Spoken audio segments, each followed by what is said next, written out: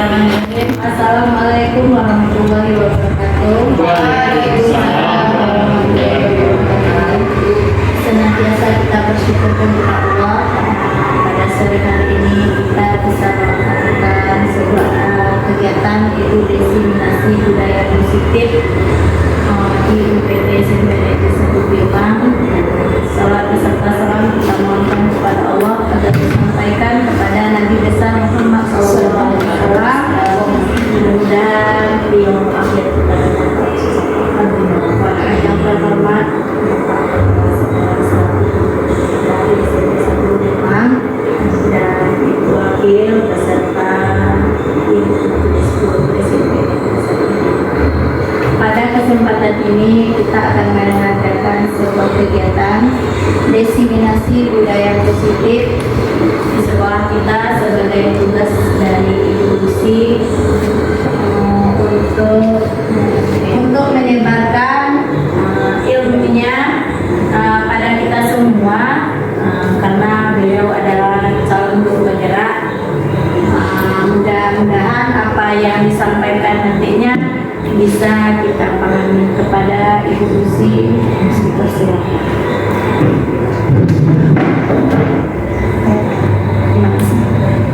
Bismillahirrahmanirrahim. Assalamualaikum warahmatullahi wabarakatuh. Waalaikumsalam warahmatullahi wabarakatuh. Pertama saya ucapkan terima kasih kepada Bapak Ibu semuanya yang hadir dalam kegiatan diseminasi budaya positif, di mana nanti saya akan memaparkan budaya positif yang akan kita terapkan di sekolah. Nah, kata sambutan dan kata mukalimah saya tumpahkan dengan pembicara terdahulu. Jadi langsung saja saya akan mempresentasikan mengenai apa itu budaya positif. Nah, baiklah Bapak Ibu semuanya, mungkin istilah budaya positif ini adalah hal yang termasuk baru dan belum sering kita dengar, tapi untuk saat ini dan seterusnya kita mungkin akan menerapkan ya budaya positif yang akan kita lakukan di sekolah. Nah, mungkin hanya istilahnya saja yang berubah. Kalau pelaksanaannya ini sudah sering dilakukan di sekolah. Nah, jadi apa itu budaya positif? Nah, ini budaya positif adalah sebuah nilai kebajikan yang menjadi keyakinan dan pada akhirnya menjadi karakter atau ciri khas dari sebuah komunitas atau lembaga. Biasanya kalau kita masuk ke sebuah lembaga, terutama di sekolah, kita akan melihat visi dan misi sebuah sekolah. Kemudian kita akan melihat peraturan-peraturan yang ada di sekolah. Ya, seperti itu Bapak Ibu. Nah, ini yang akan kita bahas memang ada kaitannya dengan peraturan sekolah. Namun, ternyata penggunaan kata peraturan sekolah untuk kurikulum merdeka itu sudah dianjurkan untuk tidak diterapkan. Kenapa? Karena peraturan sekolah itu sifatnya hanya satu belah pihak. Yang dimaksud satu belah pihak itu adalah buatan dari lembaga tersebut tanpa kita menanyakan kepada objek-objek yang dikenai. Nah, kalau kita di lembaga sekolah, objek yang dikenainya adalah warga sekolah, terutama siswa kita. Jadi, kita akan mencoba menerapkan budaya positif. Namun sebelum saya lanjut mengenai apa itu budaya positif dan bagaimana cara melaksanakannya, kita speaking sebentar ya. Mungkin ini Bapak Ibu sudah sering melakukan speaking ini atau terhadap muridnya. Nah, ini adalah salah satu bentuk untuk melatih konsentrasi karena kita sudah pukul 3 kurang, jadi konsentrasi kita sudah terganggu. Kita lelah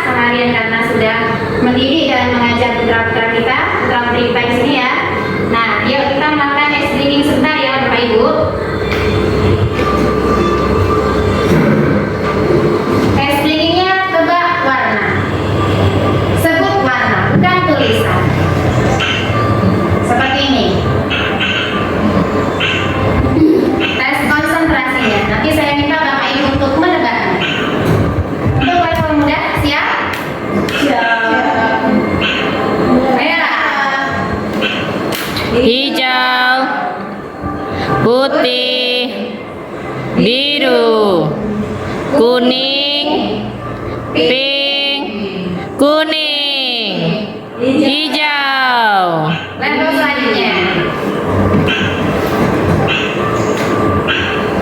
putih, biru,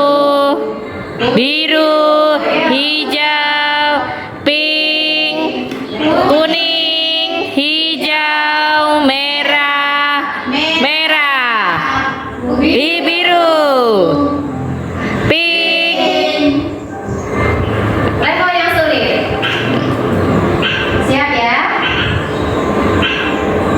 merah, kuning, hijau, pink, putih, merah, kuning, biru, hijau, pink, merah. Selesai. Iya, tepuk tangan untuk kita ya. Alhamdulillah Bapak Ibu semuanya konsentrasinya masih bagus karena meskipun kita diterpa dengan berbagai kegiatan, jadi masih bagus semuanya ya. Kita lanjutkan mengenai budaya positif. Nah, Bapak Ibu semuanya, bagaimana cara menerapkan budaya positif? Ini bisa dilakukan dengan 5 cara. Yang pertama dengan menerapkan disiplin positif, kemudian yang kedua dengan memahami motivasi perilaku manusia, berarti objek kita ini adalah siswa. Kemudian yang ketiga, kita mengenali posisi kontrol kita sebagai seorang guru. Kemudian yang ketiga, kita mewujudkannya dalam bentuk keyakinan kelas atau keyakinan sekolah. Jadi bukan peraturan lagi ya Bapak Ibu, tapi keyakinan kelas. Kemudian, nah ini yang terakhir, segitiga restitusi. Ini yang akan kita bahas hari ini. Kita masuk yang pertama dulu, apa itu disiplin positif? Nah, disiplin positif ini sejalan dengan pemikiran Bapak Ki Hajar Dewantara, sejalan juga dengan pemikiran Diane Gosen dalam bukunya Restructuring School Discipline ya, begitu ya bahasanya, tahun 2001 buku ini terbit. Diane mengatakan bahwa arti dari kata disiplin berasal dari bahasa Latin disciplina, yang artinya belajar. Kata disiplin juga berasal dari akar kata yang sama dengan disiplin atau murid atau pengikut. Nah, untuk menjadi seorang murid atau pengikut, seseorang harus paham betul alasan mengapa mereka mengikuti suatu aliran atau ajaran tertentu.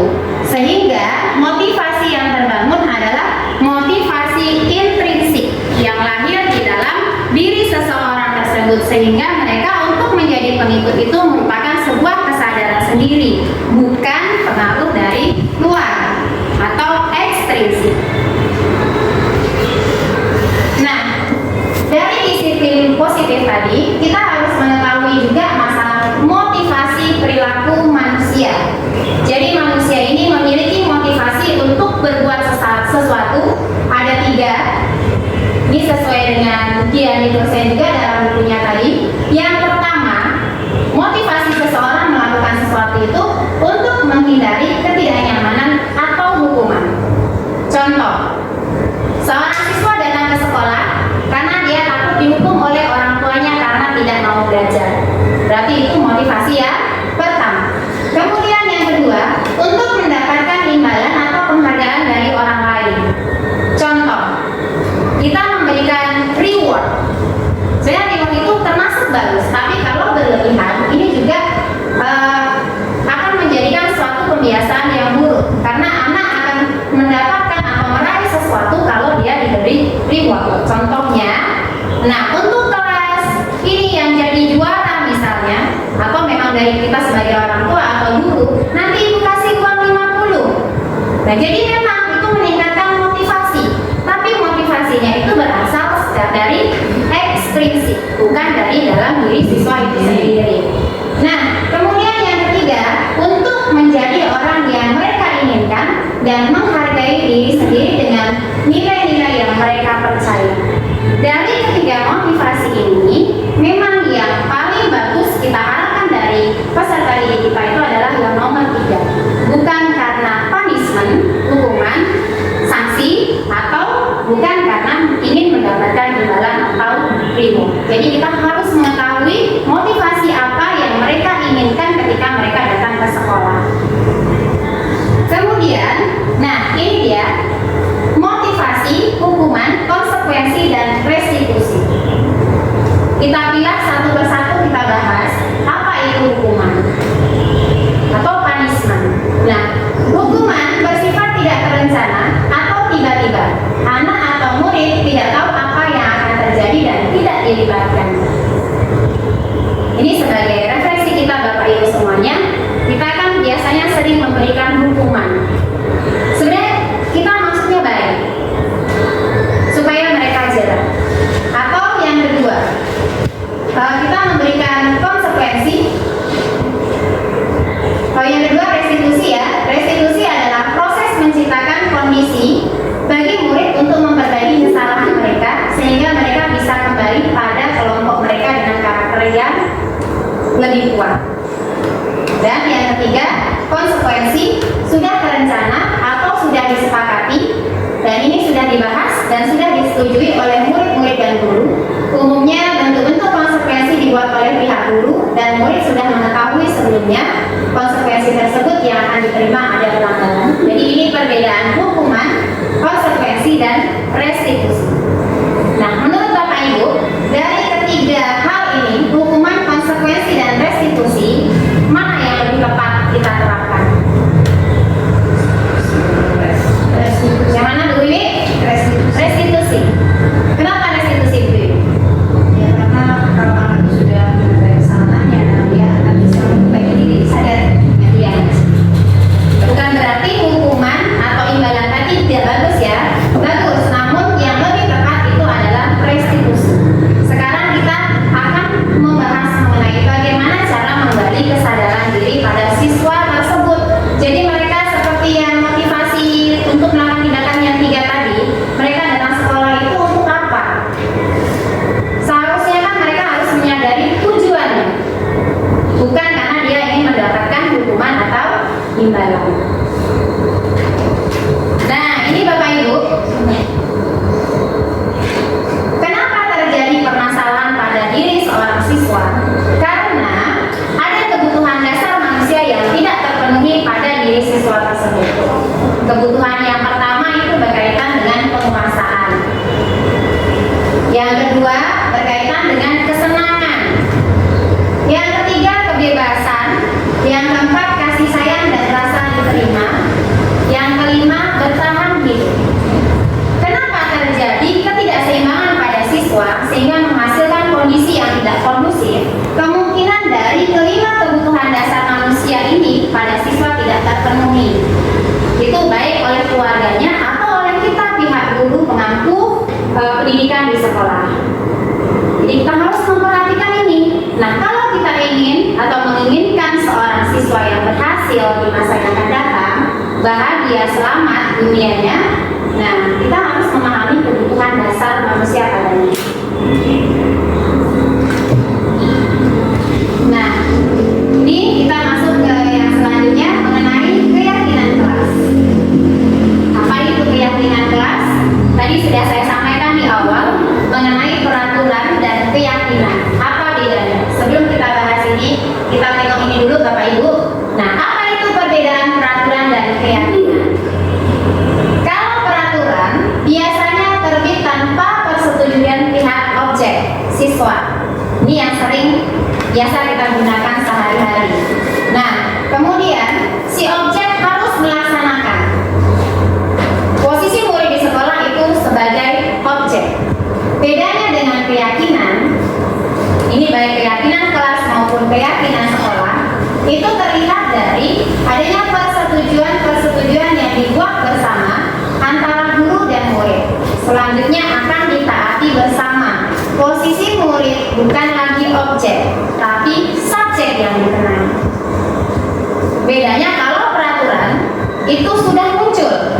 Nah, kalau keyakinan kita akan menggali aspirasi dari siswa-siswa mau menginginkan kelas ini seperti apa atau sekolah ini seperti apa. Memang agak repot Bapak Ibu karena kita akan menampung aspirasi dari semua siswa, nanti baru kita akan bisa membentuk sebuah keyakinan kelas. Nah, dengan adanya keyakinan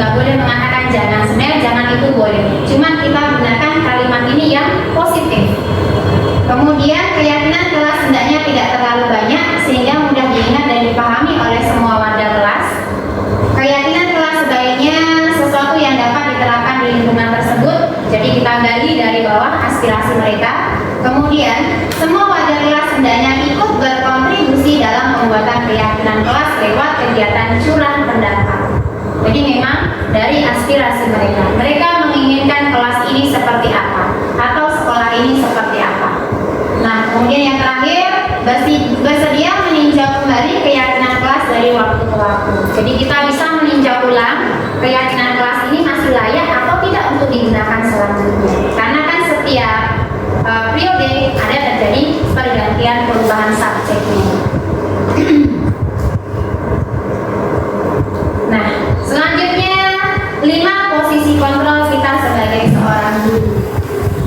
Posisi kontrol kita sebagai seorang guru itu ada 5. Yang pertama sebagai penghukum, yang kedua sebagai pembuat rasa bersalah, yang ketiga sebagai teman, yang keempat sebagai pemantau, dan yang terakhir sebagai manajerial.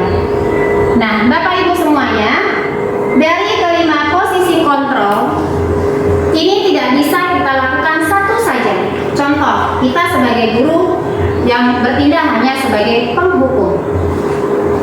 Apa yang akan terjadi? Kalau kita hanya sebagai seorang penghukum, pasti seorang siswa akan mengalami ketidakseimbangan. Bahkan mungkin kita akan jadi bahan buliannya. Oh, ibu nih hukuman terus, seperti itu. Kemudian yang kedua sebagai pembuat merasa bersalah. Ini contohnya seperti ini. Contoh, ada seorang siswa yang melanggar peraturan, misalnya terlambat. Saya sebagai guru piketnya, saya panggil anak tersebut. Nah, saya datangi. Nah, apa kamu nggak kasihan dengan ibu? Nanti ibu dimarahin bapak kepala sekolah loh kalau kamu nggak disiplin. Itu contoh. Kira-kira bapak ibu kalau menjadi seorang murid akan mencap saya sebagai guru yang seperti apa? Pasti mereka akan memberikan sebuah julukan-julukan kepada kita. Ibu nih dikit-dikit nanti bilang Pak Kepala Sekolah marah. Ibu nih dikit-dikit nanti dibilang dibawa ke BK. Ya seperti itu Bapak Ibu. Nah, kemudian sebagai teman. Sebagai teman ini sebenarnya posisi kontrol yang cukup bagus. Namun kalau kita hanya mengambil peran kita sebagai posisi kontrol teman, ini juga bahaya. Kenapa? Karena kita akan dibawa lalu saja sama mereka. Nah, ini bisa easy, ya, Ibu Mai. Nah, kebiasaan anak kita nih, easy. Gampang sama ibu tuh bisa dinego. Yang penting nggak sama Bu Mai, sama ibu tuh aman. Nah, misalnya seperti itu. Kemudian sebagai pemantau, tidak mungkin kita hanya sebagai pemantau. Terus posisi apa yang tepat yang harus kita perdalam agar kompetensi kita adalah posisi manajer. Karena seorang manajerial itu sudah memiliki tempat kontrol yang ini, dari penghukum, pembuat rasa bersalah, teman, dan pemantau. Selanjutnya kita masuk yang terakhir, itu segitiga restitusi. Apa itu segitiga restitusi? Segitiga restitusi itu adalah salah satu tahapan pendekatan. Mungkin kalau di BK Bukan sudah terbiasa melakukan ini. Jadi tahapan ini bukan kita sebagai penghukum, bukan juga sebagai pemberi rasa bersalah atau kita memberikan punishment, tapi kita berusaha untuk bagaimana menumbuhkan kesadaran diri pada peserta didik tersebut ketika dia melakukan kesalahan. Tahapannya ada 3, sehingga membentuk 3 sudut, makanya dikatakan segitiga restitusi. Nah, pada segitiga restitusi, tahapan yang pertama itu adalah menstabilkan identitas. Jadi ketika kita memanggil seorang siswa, kita tidak boleh langsung marah-marah. Kita tanya dulu. Kita bawa dia santai. Nah, seperti itu anjurannya ya Bapak Ibu. Nanti kita coba mempraktekannya. Karena saya sendiri sebagai seorang guru juga masih belajar dengan hal ini. Apalagi melihat kondisi siswa kita yang luar biasa. Ya Bu Zahra ya. Nah, kemudian yang kedua yaitu validasi tindakan yang salah. Kita gali terus, kenapa dia berbuat salah? Oh, ternyata alasannya ini. Nah, dari alasan itu kita bisa mengkaji tindakannya itu benar atau salah. Kenapa? Oh, ini salah satu bentuk, misalnya ya ada anak yang berkelahi. Contohnya si A dan si B berkelahi. Kita panggil dia, kita terapkan pendekatan segitiga restitusi. Kita tanya dulu yang menghantam. Kenapa kamu hantam temanmu? Nah, saya melindungi diri Bu. Tadi saya ditendang. Kalau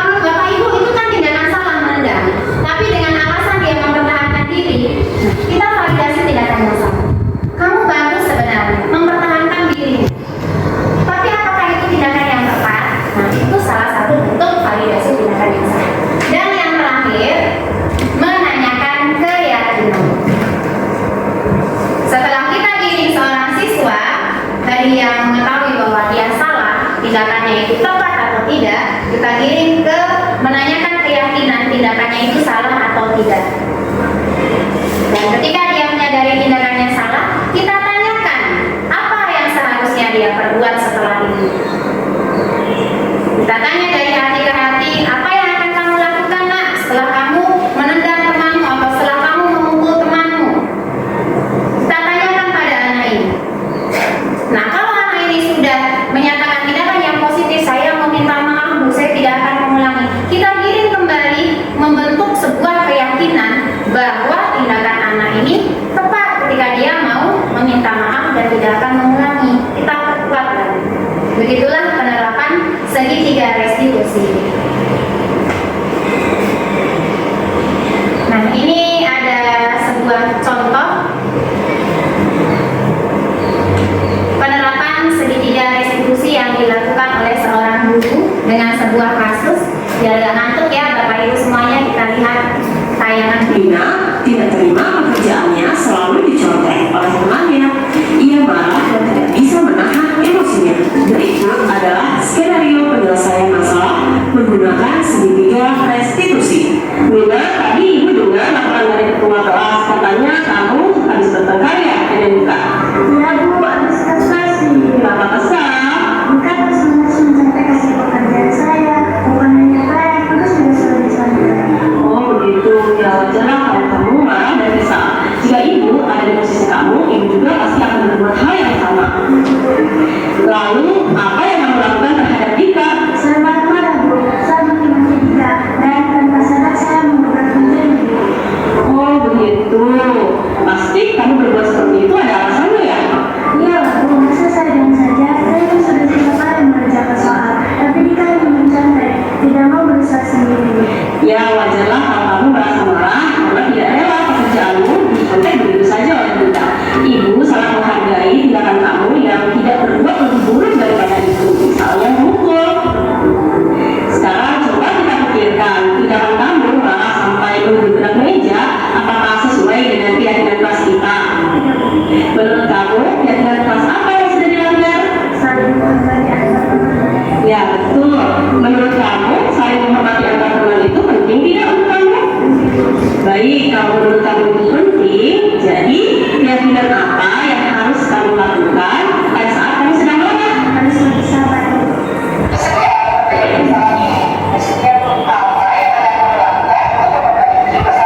Saya sudah bersabar dan menanyakan saya. Kalau ada yang mencontek, saya akan melaporkan kepada ibu atau pelajaran atau mereka saya. Ya, sekali kita kamu ingat kalau sekarang ya, sekarang akan kembali kelas.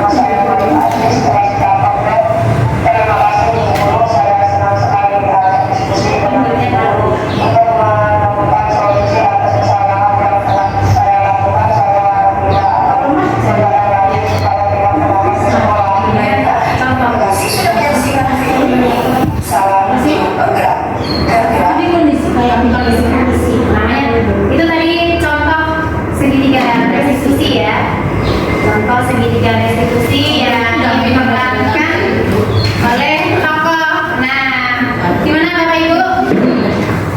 Ada yang ingin ditanyakan atau pendapat bagaimana kalau murid kita yang mengalami apakah kita bisa melakukan segitiga restitusi? Misalnya murid kita yang si A tadi masih bisa nggak direstitusi? Boleh?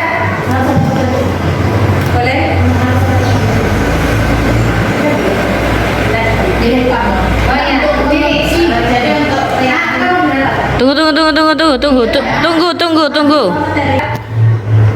Baiklah Bapak Ibu semuanya, itu pemaparan dari Ibu Isi tadi tentang ya, budaya positif yang disampaikan. Mungkin Bapak Ibu ada yang masih bingung atau yang ingin ditanyakan juga. Ya silakan. juga terima kasih moderator. Bu Isi kan untuk menerapkan segitiga restitusi ini kan salah satunya kan ada keyakinan kelas. Nah, keyakinan kelas itu sebelumnya apa kita bentuk terlebih dahulu dengan siswa sehingga siswa sudah tahu baru kita terapkan yang segitiga restitusi. Terima kasih atas pertanyaannya Bu Wiwi. Tadi Bu Wiwi menanyakan untuk melakukan proses segitiga restitusi itu ya ada proses menanyakan pada keyakinan kelas ya berkaitan. Ya betul. Kalau kita tiba-tiba langsung memberikan hukuman berarti itu peraturan satu belah pihak. Sebelum kita melakukan restitusi ini, nah biasanya di awal semester atau di tahun ajaran baru kita kan sudah kalau di sekolah kita SMP itu kan dibagi per kelas dengan wali kelas masing-masing. Nah kita harus membuat dulu keyakinan kelas dan keyakinan kelas itu tidak berasal dari guru atau wali kelas dan keyakinan kelas ini tidak hanya untuk misalnya seperti di kelas ini 9A masing-masing guru mapel yang masuk itu boleh membuat keyakinan kelas untuk setiap mapel. Misalnya Bu Zahara membuat keyakinan kelas mapel bahasa Inggris 9A atau Bu Mai dengan matematika atau saya dengan IPA boleh. Jadi itu memang keyakinan kelas yang disepakati antara kita dengan siswa dan mereka mengetahui. Nah keyakinan kelas itu sendiri tadi juga sudah dipaparkan itu merupakan sebuah aspirasi atau impian dari mereka kelasnya itu inginnya seperti apa supaya kondusif seperti itu. Nah jadi kalau sudah ada keyakinan kelas kita bisa melakukan segitiga restitusi karena dasarnya adalah keyakinan kelas tadi. Contohnya tadi keyakinan kelas apa yang sudah kamu lakukan. Nah kalau kita tidak memiliki keyakinan kelas terlebih dahulu kita tidak punya dasar. Begitu buku ini. Jadi ya memang penting sepertinya ya kalau kita sebagai wali kelas atau guru mapel kita membuat kesepakatan. Nah bahasanya kita mungkin sudah ada yang melakukan berupa kesepakatan ya. Nah, sekarang bahasanya dipercantik jadi keyakinan kelas. Mungkin Bu Zahara untuk belajar bahasa Inggris itu wajib bawa dictionary. Nah itu kan ya berarti apa kesepakatan kalau belajar bahasa Inggris? Kan Bu kalau bahasa Inggris itu kan bahasa asing kita tidak tahu semua vocabnya jadi kita membutuhkan alat untuk penerjemahnya berarti kamus. Jadi gimana setiap belajar bahasa Inggris dia membawa tuh. Nah nanti gimana kalau tidak ada yang membawa berarti anak ini sudah melanggar keyakinan kelas baru kita tindak begitu. Atau matematika misalnya belajar dengan Bu Mai. Belajar dengan Bu Mai ini harus membawa alat ukur penggaris misalnya ya atau membawa jangka atau membawa alat-alat media-media yang dibutuhkan terserah nanti pas tiba di materinya apa misalnya mau bikin lingkaran menggunakan jangka sorong atau mau mengukur.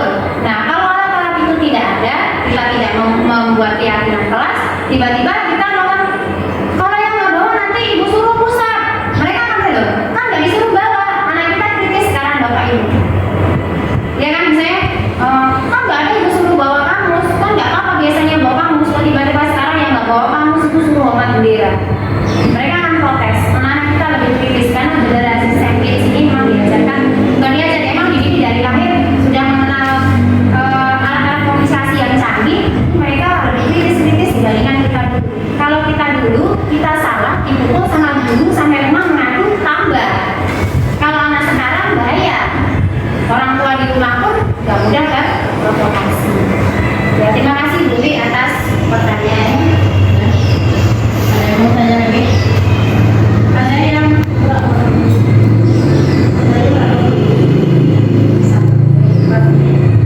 Ya silakan. Oke, silakan Bu. Oke, Su.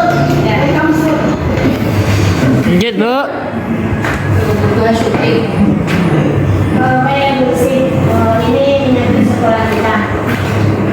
Biasanya kalau dari tahun ajaran baru itu ada namanya peraturan sekolah yang sudah disampaikan kepada orang tua. Di mana memang ya peraturan sekolah itu datangnya dari setiap sekolah yang diberitahukan kepada orang tua dan siswa. Apakah itu bisa dikatakan sebagai konsekuen? Apakah itu konsekuensi atau konsekuensi? Keyakinan. Pertanyaan yang sangat bagus sekali ya, Mai. Karena memang kita baru tahap mulai awal dan mengenal hal yang baru. Jadi seperti ini tuh kita sulit membedakan mana yang peraturan, mana yang keyakinan, mana yang konsekuensi, mana yang restitusi. Nah gitu. Sebenarnya peraturan yang sudah ada di sekolah itu bisa kita ubah dalam bentuk keyakinan apabila kedua belah pihak sudah sepakat. Begitu, Bu Mei. Nah, dan tidak ada yang merasa dibebani. Tidak merasa ada yang menjadi objek seperti itu. Nah, misalnya kita karena ini keyakinan kelas ini hal baru. Mungkin kalau kita meminta kepada siswa kita untuk aspirasi maunya sekolah seperti apa, mereka akan bingung karena selama ini tidak seperti itu ya Bu. Nah, kita boleh menuntut, kita boleh mengarahkan. Nah, bagaimana kalau kita pengen sekolah kita itu seperti ini? Nah, kita sajikan dalam bentuk peraturan tadi dan mereka mungkin punya ide. Oh iya Bu, bagaimana kalau ditambahkan seperti ini? Atau Ibu itu terlalu menghukum sekali Bu. Nah, apa nggak ada solusi lain? Nah, itu mungkin bisa kita rapatkan nanti, termasuk rapat dengan orang tua tadi Bu. Karena memang keyakinan sekolah, keyakinan kelas. Kalau keyakinan kelas itu antara warga kelas dengan guru ya. Tapi kalau sudah cakupannya sekolah, otomatis kita tidak bisa lepas dengan warga sekolah lainnya seperti komite, orang tua. Karena tidak akan bisa jalan tanpa adanya kolaborasi dengan keyakinan kelas. Jadi begitu. Bisa yang peraturan sekolah tadi kita jadikan keyakinan kelas dengan cara kita lempar dulu ke forum. Ya, kalau kita kan langsung kita bikin keyakinan kelas, anak itu akan bertanya keyakinan kelas itu apa? Padahal selama ini tidak ada sosialisasi mengenai keyakinan kelas. Karena hal baru. Terima kasih, Mai. Boleh tambah satu lagi ya? Restitusi itu kan boleh ada hukuman kan? Maksudnya kan beda tadi kan hukuman, konsekuensi, motivasi, restitusi. Misalkan di restitusi itu kan kita buat keyakinan kelas. Misalkan melanggar kedisiplinan lah gitu, terlambat masuk kelas dengan mata pelajaran PPKN. Solusinya kan misalnya dicarikan ya pertama dinasihati dulu pasti kan. Nanti kalau kita ada denda lagi itu gimana? Boleh itu? Begini ya Bu Emma, kalau restitusi itu bentuk pendekatan. Untuk pendekatan Menyelesaikan masalah. Nah, kalau kalau restitusi itu bentuk menyelesaikan Menyelesaikan. kita, menyelesaikan persoalan anak, misalnya anak yang terlambat, anak yang malas belajar, anak yang bolos. Melalui motivasi restitusi. Jadi pendekatan restitusi berarti restitusi itu pendekatan melalui keyakinan kelas itu tadi gitu ya.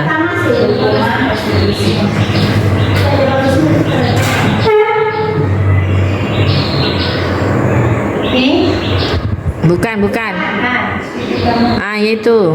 ya, ini, Nih. ini kan tiga nih. Judulnya apa tuh? Ini cara apa nih? Cara menyelesaikan sebuah persoalan anak bisa melalui hukuman, kan tidak sehat, tidak bagus. Ya, yang bagusnya kan restitusi. Konsekuensi juga kurang bagus. Yang paling bagus restitusi. Yang peraturan itu masuk restitusi, masuk konsekuensi atau masuk yang mana gitu. Nah, kalau peraturan tuh kalau yang masuk hukuman dan konsekuensi. Kadang kan ada langsung peraturan itu langsung menghukum atau hanya oh ini yang ini nggak boleh gitu kan. Ja- Keyakinan kelas tadi itu Rasa-rasa dibentuk dibuat oleh Iya. Jadi dulu hukuman namanya peraturan, sekarang diganti Keyakinan. Keyakinan tadi. Ya. Berarti restitusi itu cara, kemudian keyakinan kelas itu alatnya. Ya, alatnya. Jadi hukuman itu Sama kayak bisa juga cara salah menyelesaikan masalah. Mm-mm. Misalnya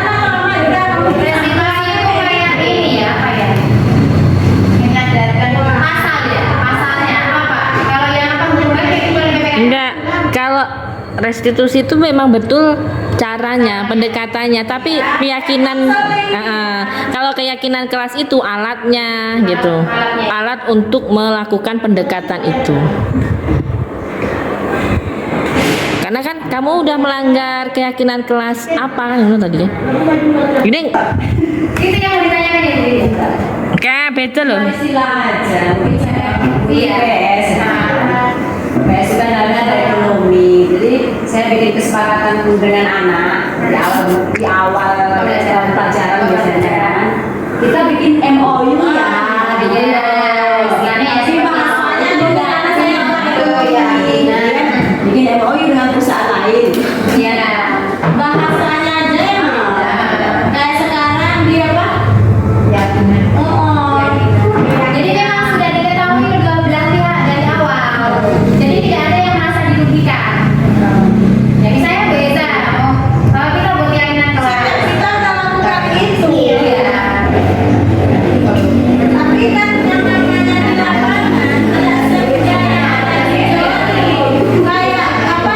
Restitusi apa? Kalau itu saya tadi ya. Terima kasih Bapak Ibu semuanya. Diskusinya sangat luar biasa ya. Kita ingin menentukan bagaimana melakukan pendekatan restitusi di sekolah kita supaya memang tidak berpihak pada kita saja.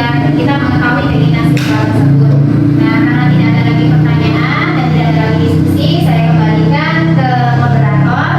Presentasi dari saya akhiri. Assalamualaikum warahmatullahi wabarakatuh. Waalaikumsalam warahmatullahi wabarakatuh. baiklah Bapak Ibu, kita sudah mendengar panjang lebar dari diskusi tentang budaya positif di sekolah kita. Mudah-mudahan bisa kita ambil mana yang cocok, mana yang bagus kita terapkan di sekolah sambil berjalan. Saya sebagai pembawa acara atau moderator, kalau ada salah dan jawabannya saya mohon maaf. Saya akhiri. Assalamualaikum warahmatullahi wabarakatuh. Waalaikumsalam warahmatullahi wabarakatuh.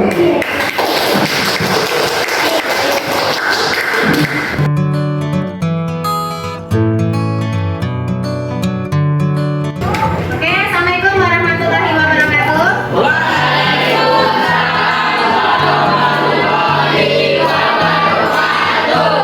Apa kabar anak ibu kelas 7?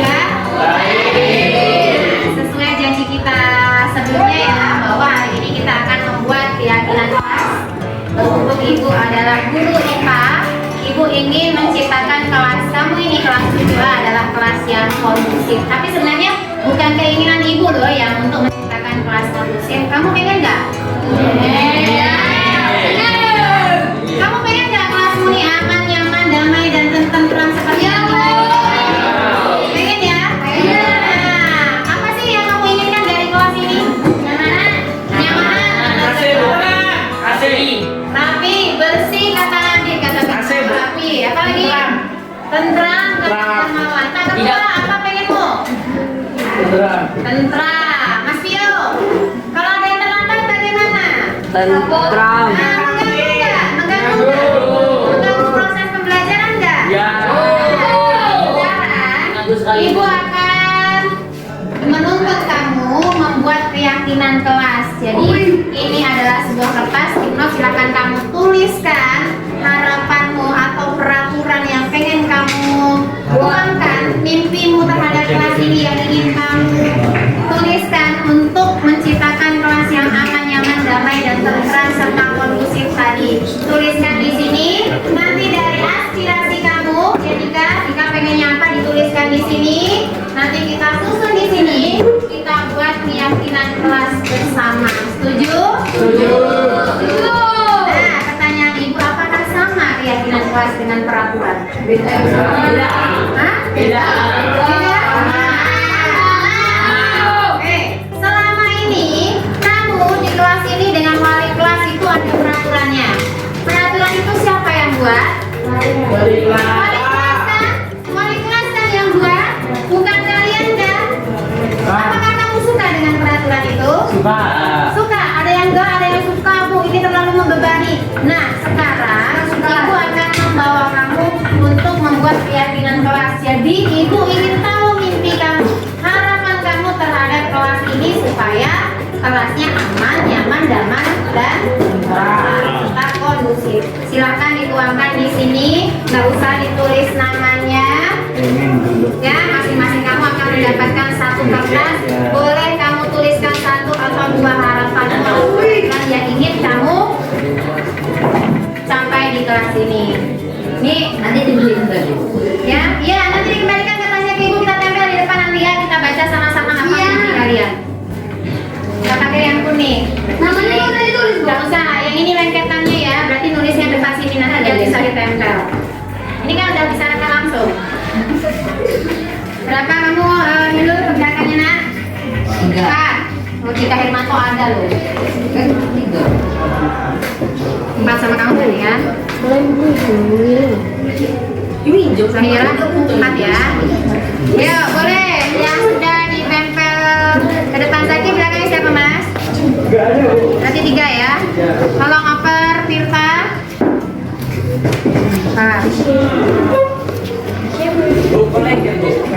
Iya, itu nanti untuk mempermudah ibu melengketkan di depan. 4 orang ya.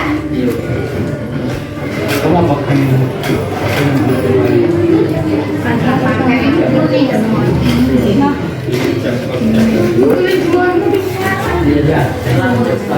Nah, kamu pengen kelas kamu itu seperti apa? Silakan ditulis di kertas. Duduk. Oke, nanti kita tempel di sini ya. Bu, boleh bikin supaya banyak ya Bu? Dua dulu. Nanti kita baca sama-sama. Kalau banyak nanti nggak bisa ditulis di kertasnya ya. Berarti tulisnya saya ingin gini. Iya.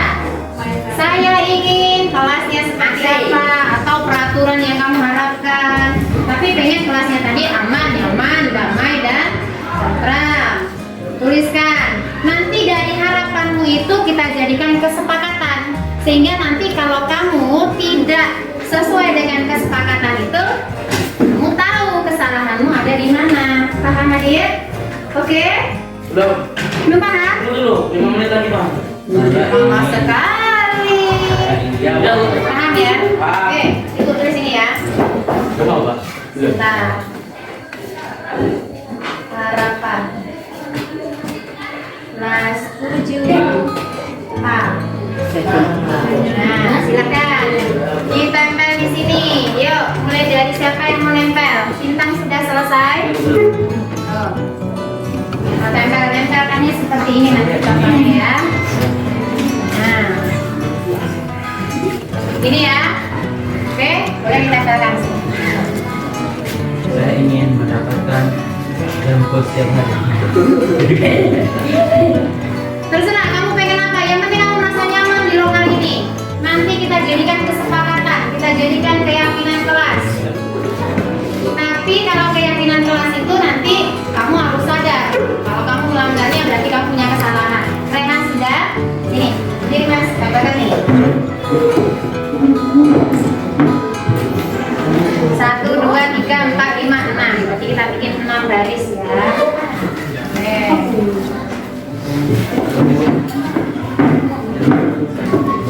Kasih ya Bita. Pintu. Oke. Ramadan sudah?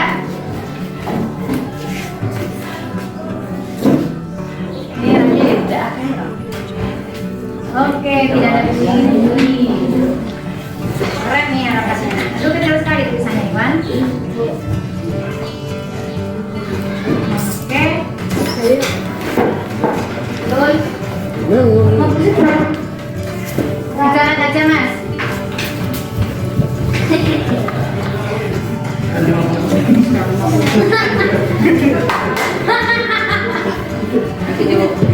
Oh nih mas ya.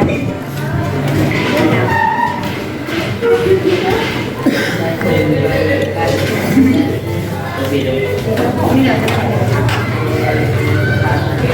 Kamu tinggi loh sini. Diurutkan dulu. Lagi ya.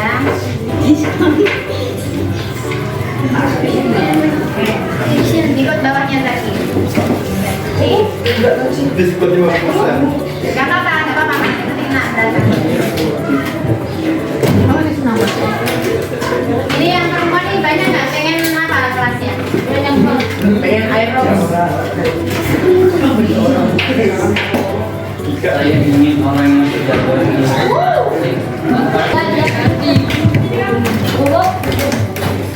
Chatting ada nih. Coba tiga. Jika ada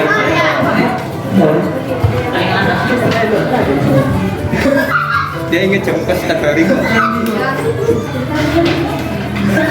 Kalau beli, aku beli bisa 50%.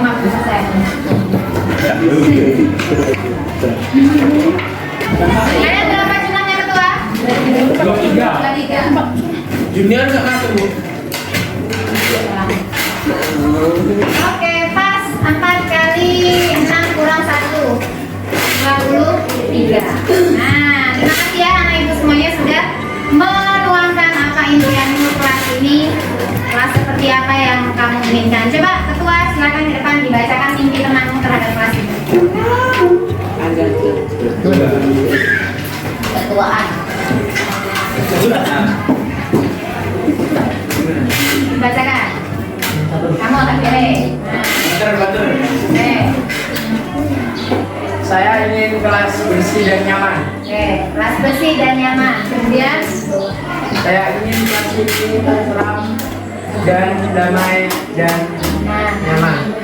Saya ingin kelas ini nyaman dan tidak ada yang mengganggu. belajar. Saya ingin kelas 7 ada damai, tidak ada bully membuli. Saya ingin kelasnya nyaman, damai dan tidak ada yang tidak saat pembelajaran dimulai. Oke, bagus. Saya ingin aman, tentram, denda di kelas menjadi sedikit. Sedikit. Oke. Ada benda ya tadi di kelasnya? Sama ini ya. Saya ingin AC kipas untuk Di kelas biar tidak panas. Ya, boleh ya. dan saya ingin kita ada punya Oke. adanya kedamaian dan ketentraman. Saya ingin setiap Teman yang terlambat diberikan denda atau sanksi. Saya ingin lokal ini tidak ada bully lagi. Ya. Saya ingin kelas 7A kenyamanan dan kelas bersih dan rapi. Saya ingin saat pembelajaran berisik dan saya ingin di kelas ini tidak ada yang membuli bersama teman. Saya ingin tidak ada orang yang main dasi, kacu, Betul. Oh ya. dijadikan pecut. Tidak ada yang main dasi ya. Nyakiti ya. Itu namanya bully secara fisik. Oke, lanjut. Saya ingin kelas ini kompak dan tidak ada bully. Saya ingin kelas 7A tentram dan damai dan saya ingin tidak suka dengan bully di kelas 7A. Saya ingin kelas ini tidak ada pembulian antara teman-teman. Saya ingin kelas ini bisa nyaman, tentram, damai dan bisa bekerja sama. Saya ingin tidak ada yang menghina, mengejek apalagi menghina fisik dan nama orang tua. Saya juga ingin kelas ini kami kompak. Saya ingin kelas kita terhindar dari sampah dan saya ingin kelas ini tidak ada bully. Kemudian. Saya ingin tidur agar tercipta kedamaian. Ingin tidur di kelas ya. Ini kalau tidur itu di kelas atau di rumah enak? Di kelas tidur. Di kelas. Ngapain datang ke sekolah kalau cuma mau tidur? Ya. Oke, itu Bel. Saya ingin Kanan. kenyamanan, tidak ada tekanan, tidak ada yang mengakhiri fisik. Saya ingin orang yang dan saya ingin tidak ada keributan di kelas. Saya ingin memiliki kelas yang terhindar dari bully dan tidak pernah terjadi perbincangan pada bully. Kalau masuk BK karena masalah disanksi, tidak ada bully. Terima kasih. Tidak ada bully sesama teman dan tentram, damai dan nyaman, terhindar dari sampah dan kotor. Oke, terima kasih Ketua. Membacakan silakan kembali ke tempat. Yang tidur itu sangat istimewa. Tidur. Jika kalau mau tidur di rumah saja ya, nggak usah di sekolah. Oke, anak ibu semuanya sudah menuliskan mimpi atau harapan kelas ini. Coba dari 23 aspirasi kamu, pendapatmu. Kalau kamu tadi mendengar apa yang sudah dibacakan oleh ketua kelasnya, apa sih harapan terbesar dari kelas ini? Nyaman. Tidak ada bully ya. Nyaman. Tidak ada bully. Nah, bagaimana kalau kita ambil kata bully ini sebagai keyakinan kelas? Bagusnya kalimatnya apa? Gimana? Kamu menginginkan kelas ini tidak ada bully? Iya. Ya? Tidak suka kalau dibully fisikmu, tidak suka dibully nama orang tuamu? Iya? Ya. Sepakat? Sepakat. Kelas juga menginginkan tidak ada bullying di kelas ini, baik secara fisik seperti tadi yang katanya Dasi dijadikan pecut ya, atau kacu yang dijadikan pecut itu bully fisik, atau main tendang, main poles, itu nggak boleh di sini ya. Kemudian yang kedua, bully verbal, kata-kata. Kamu menjuluki temanmu ini, temanmu itu, misalnya namanya dirubah, atau kamu panggil nama orang tuanya, ya, nggak boleh ya. Kamu tidak menginginkan itu di kelas ini? Ya. Oke, kita bikin keyakinan kelasnya.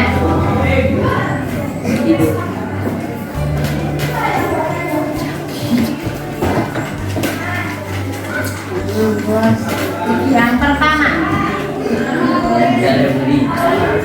kami tidak menyukai bully karena kami menyayangi sesama teman. Setuju? Setuju. Ada yang mau merubah kalimatnya? Pak Ketua? Ya. Saling sayang kita? Tapi sebatas teman. Sebatas teman? Ya. Kalau teman nggak boleh saling menyakiti ya? Ya. Ya, teman. Kalau saya berlebihan nggak, Bu? Stop bully ya. Kita buat Ya, Bu. saling menyayangi dan mengasihi.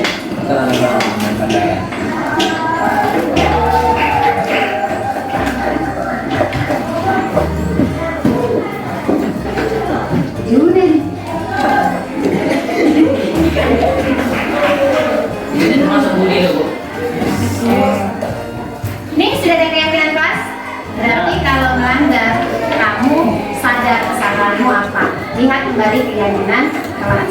Kemudian tadi setelah dibaca oleh ketua kelasmu juga ada soal kebersihan. Apakah kamu menginginkan kelas yang bersih? Ya. Kita tulis keyakinan kelasnya apa kalimatnya yang bagus. Mungkin jika bisa ngasih ide. Adik, soal kebersihan, tidak ada sampah. Nah, apa Dik? Ya, Dek. Buanglah sampah pada tempatnya. Oke, Radit, kira-kira kalimat yang bagus apa mana Radit? Ini, Bu. Radit, kamu pengen kelasmu ini bersih ya? Tidak ada sampah, kira-kira kalimatnya apa yang bagus? Kita tuliskan sebagai keyakinan kelas. Untuk gimana, Bu? Dan jangan lupa piket kelas. Oke, bagus sekali. Buang sampah pada tempatnya.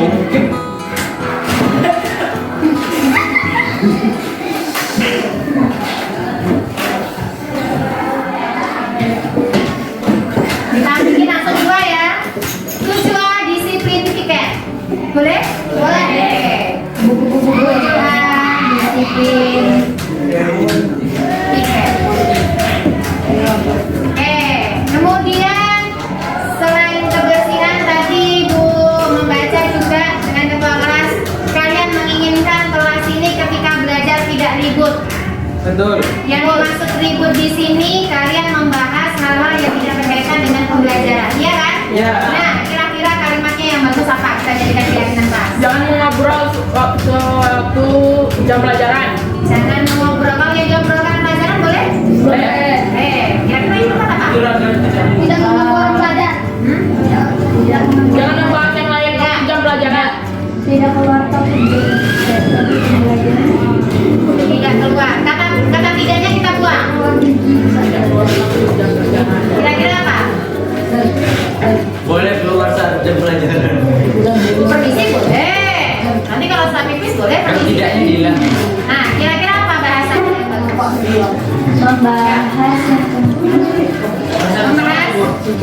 Membahas yang penting. Membahas yang penting. Apa? Kira-kira apa?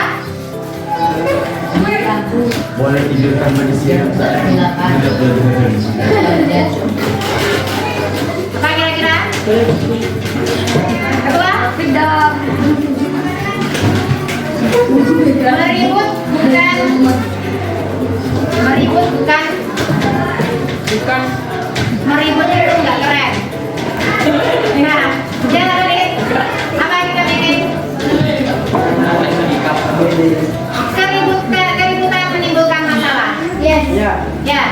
Yuk.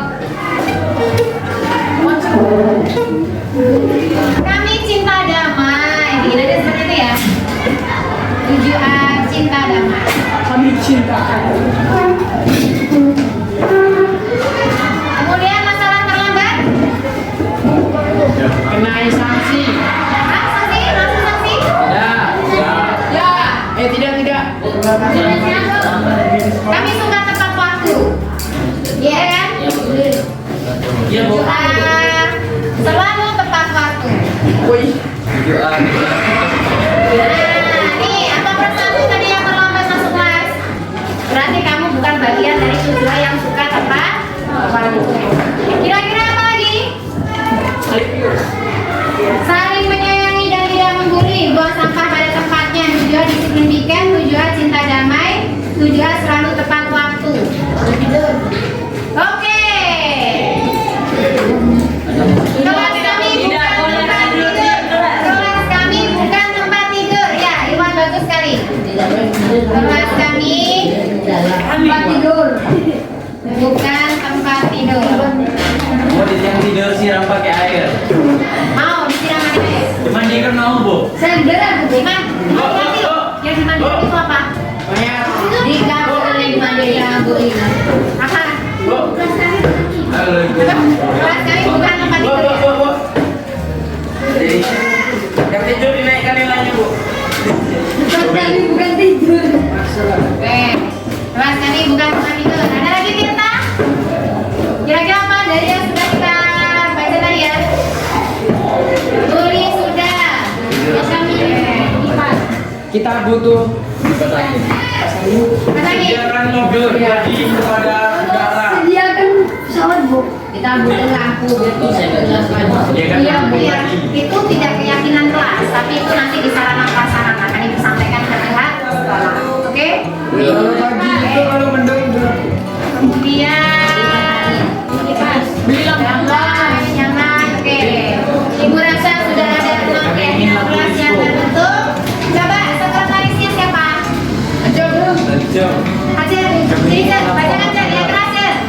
Biar keyakinan kelas ini menyebar ke seluruh temanmu dan diresapi supaya menjadi kesadaran diri untuk tidak membuat yang tidak sesuai dengan keyakinan kelas. Ya.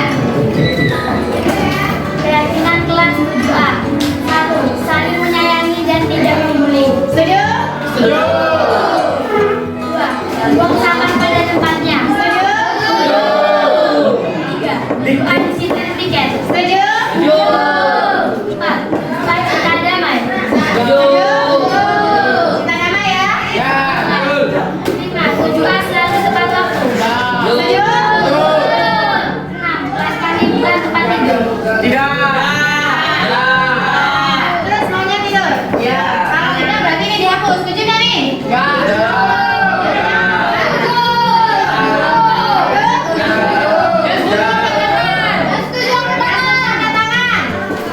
Nah, voting, di voting. Oke, kita voting semuanya. Nanti banyak ya. Yang setuju angkat tangan. Berarti setuju semuanya.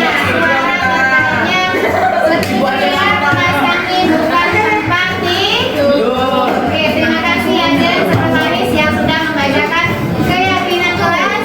Semoga dengan adanya keyakinan kelas ini kalian bisa menyadari posisi kalian, kemudian kamu tidak melakukan hal-hal yang bertentangan dengan keyakinan kelas dan menciptakan kelas kita yang aman, nyaman, damai dan tentram, kondusif sehingga proses pembelajaran berlangsung dengan baik.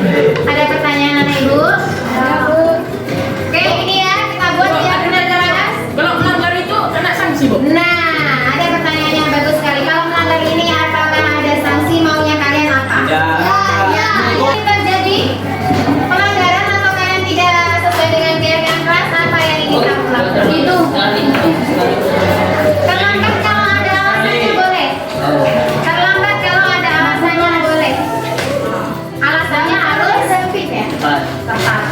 Jadi nanti kalau kalian sudah melanggar keyakinan kelas yang kita buat, nanti kalian akan direstitusi. Kalian akan dilakukan nasihat sehat supaya kembali ke posisimu menyadari apa kesalahanmu. Betul. Oke? Jadi tidak ada lagi hukuman buat gampang kok suka kali dengan hukuman ya. Mau dihukum? Ya, mau bisa. Oke, untuk Tika nanti.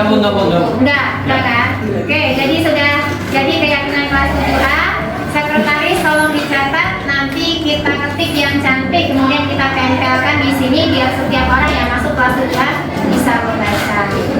Nah, tidak ada lagi pertanyaan. Ibu akhiri sampai di sini membuat keyakinan kelas dengan 7A. Assalamualaikum warahmatullahi wabarakatuh.